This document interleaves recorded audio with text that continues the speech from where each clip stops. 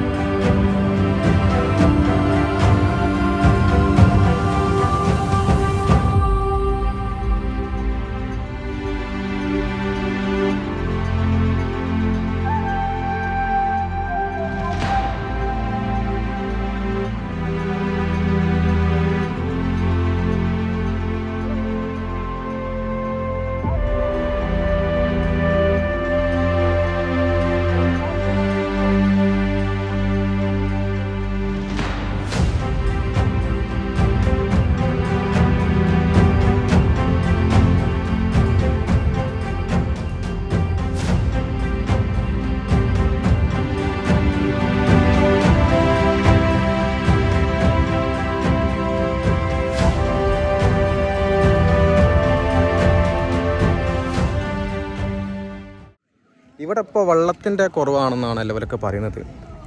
പിന്നെ ഈ നാട്ടിലുള്ള ആൾക്കാരൊക്കെ അവർ പറയുന്നത് നിങ്ങൾ മാക്സിമം ഈ കനാലിലേക്ക് ഇറങ്ങിക്കോളൂ, അല്ലാതെ പുറത്തെ വയൽ ഭാഗങ്ങളില്ലേ അവിടേക്കൊക്കെ വയൽ ഭാഗങ്ങൾ ഇവിടത്തൊക്കെ ഒരു വയൽ ഭാഗങ്ങളാണ്, ഇവിടേക്കൊക്കെ മാക്സിമം ഇറങ്ങാതിരിക്കാൻ ശ്രമിക്കുക. കാരണം എന്ന് വെച്ചാൽ ഈ പെരുമ്പാമ്പുകൾ, നമ്മുടെ നാട്ടിലുണ്ടാവും നീർക്കോലി കടിച്ചാൽ എന്തോ പറ്റൂല എന്നൊക്കെയാണ് പറയൽ. പക്ഷേ അങ്ങനത്തെ സംഭവങ്ങളൊക്കെ ഉണ്ട് എന്നാണ് പറഞ്ഞത്. അപ്പോൾ അത്തരം കാര്യങ്ങളൊക്കെ ശ്രദ്ധിക്കാനാണ് ഇപ്പോൾ ഇവിടെയുള്ള നാട്ടുകാരായുള്ള ആൾക്കാരൊക്കെ പറയുന്നത്. അടുത്തതായി അരങ്ങിൽ മറ്റൊരു തോന്നിവാസം.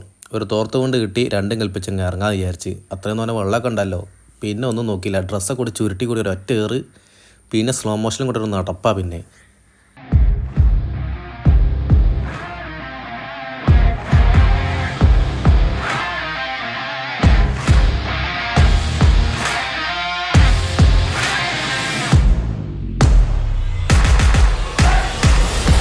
ആ ചാട്ടൊക്കെ വെറുതെ ഒരു കാര്യമില്ല. നോക്കി നിങ്ങൾ ഇപ്പം കാണാൻ നിങ്ങൾക്ക് എൻ്റെ അവസ്ഥ നിർത്താം. ആകെപ്പാടെ ആ മൂട്ടിനടുത്ത വെള്ളമുള്ളൂ, മോന്തടിച്ച് പോയാൽ നന്നായിക്കുക.